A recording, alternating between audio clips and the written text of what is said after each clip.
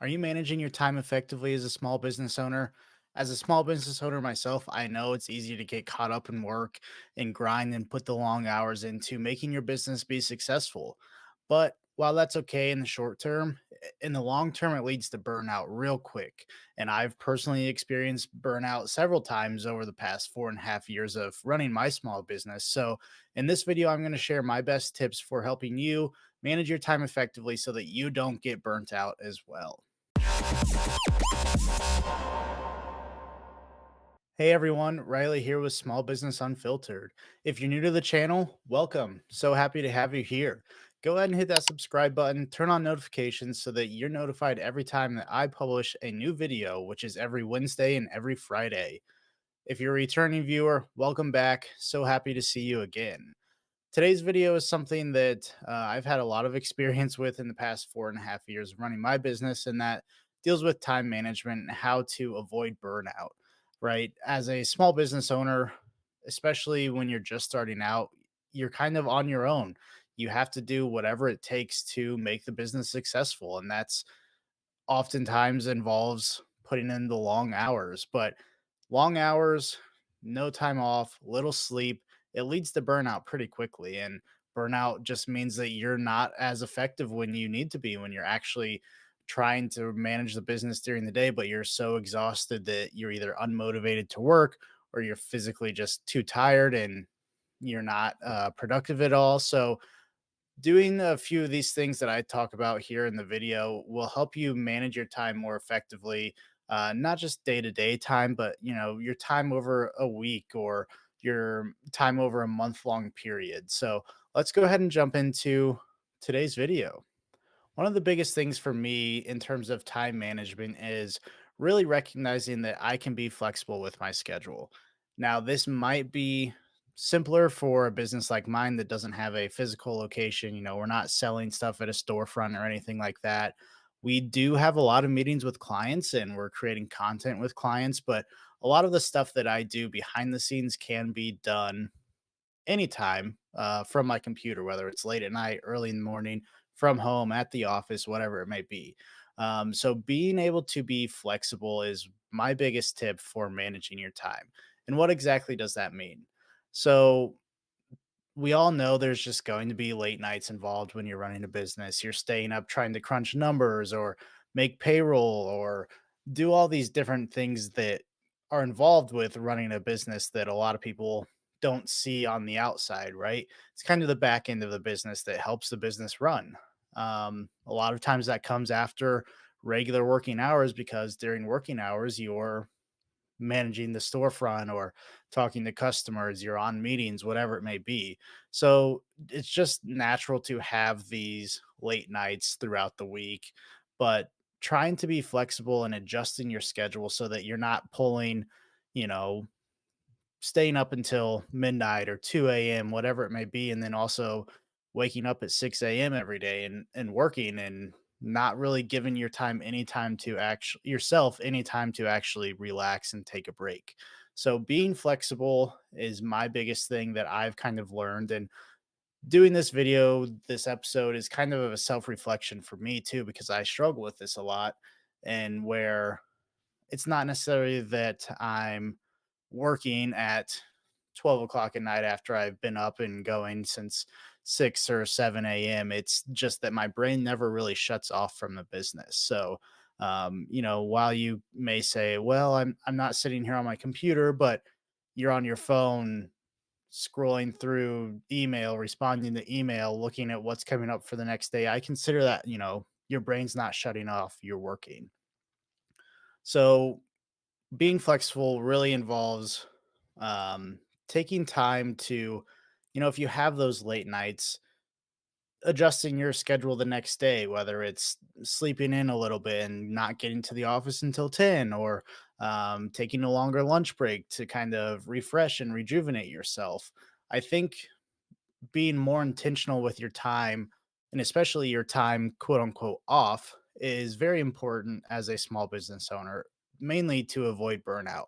I've gotten to the point where sometimes it's just like my brain is so fried from working so much or just not sleeping enough. That's the biggest one for me, is not sleeping enough. I'll go a couple of days of only getting 4 or 5 hours of sleep, and I just can tell the next day or the next day or two that my brain is fried and I'm not very productive at the office. So, um, being able to be flexible and recognize these patterns that you go through with your sleep and your time off is important, because being burnt out and not being productive while you think, oh, I'm staying up until 2 a.m. or I'm working 18 hours a day on the business specifically, you may think that's all grand and dandy for your business, but if you continuously do that, your business or your productivity is actually going to start decreasing over time. So be flexible, recognize these patterns,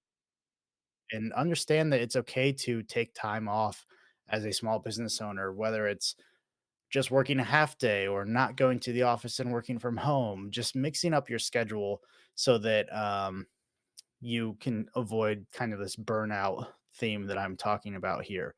And sometimes it's really just like, hey, it's a Tuesday. I was up late Monday night. I worked on Sunday too. Like Sunday and Monday were a grind. I don't have any meetings on Tuesday.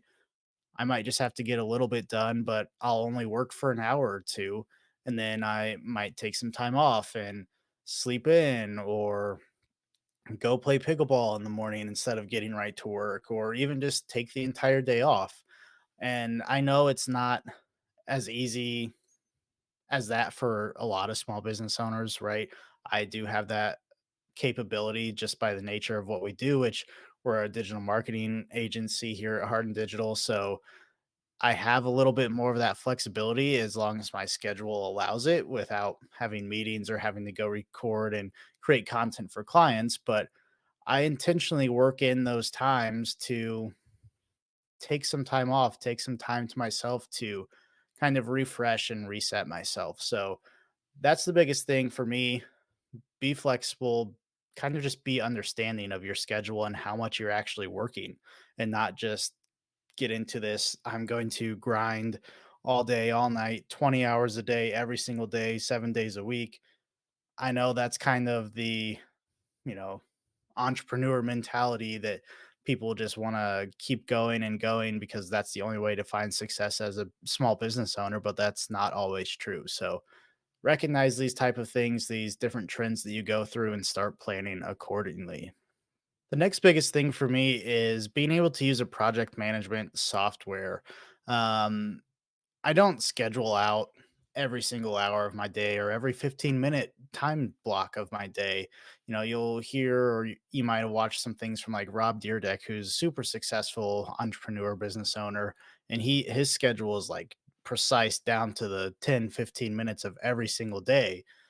I don't get that in depth. What I do is make sure that I have an up to date calendar. I look at that calendar every single night so that I know what's coming up the next day. But then I also use a software called Asana, and a different one that's specifically for um, Apple.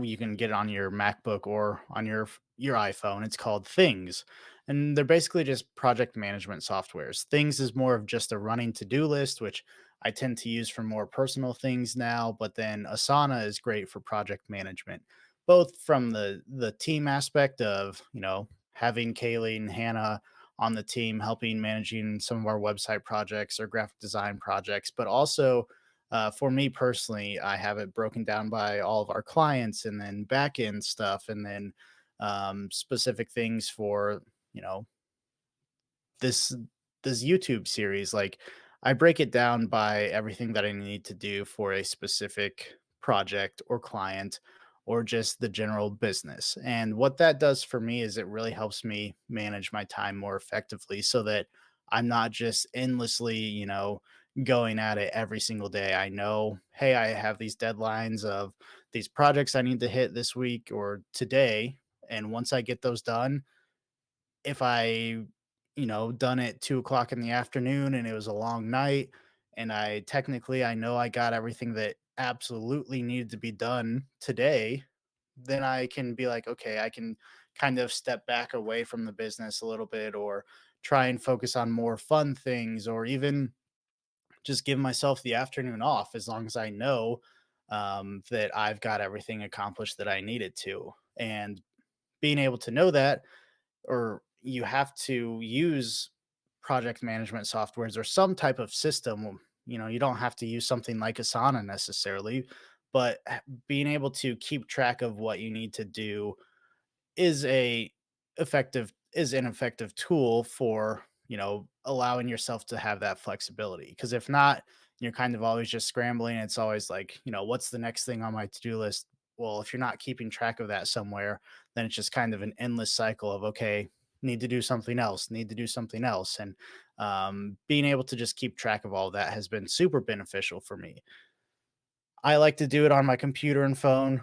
That means I have it everywhere. So, I see the value of doing it on pen and paper.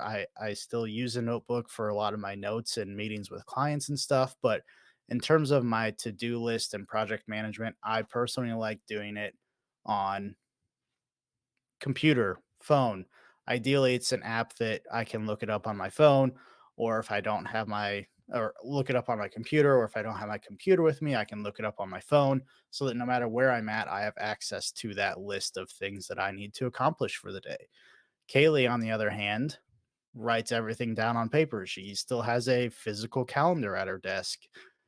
I've kind of converted her, but not as much as me, and it's just, it's a personal preference. I'm not going to hold it against you if you need to put stuff down on paper. So but my advice there is just find some type of system, whether it is a fully built out project management system or just your notes app, or a notebook that you take with you. Find some type of system that allows you to do a little bit of that pre-planning for what you need to do, so that you can kind of work that flexibility into your schedule that I was just talking about.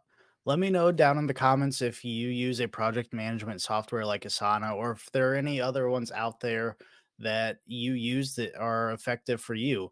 Drop a comment, let me know so I can check it out and see if it's something that I would benefit from and maybe share on a future episode of Small Business Unfiltered.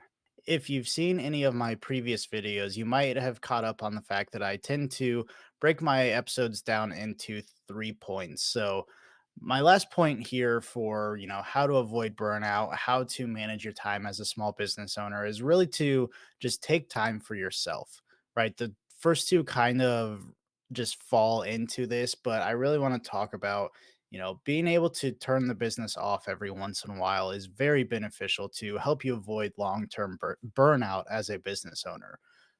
This is something that I think really is more for the new small business owners that are kind of just in this grind phase because, it it's life or death essentially, right? Not necessarily that you're going to die, but your business is all you've got. So you've got to feed your family, you've got to pay your bills, so you've just got to keep grinding to make ends meet.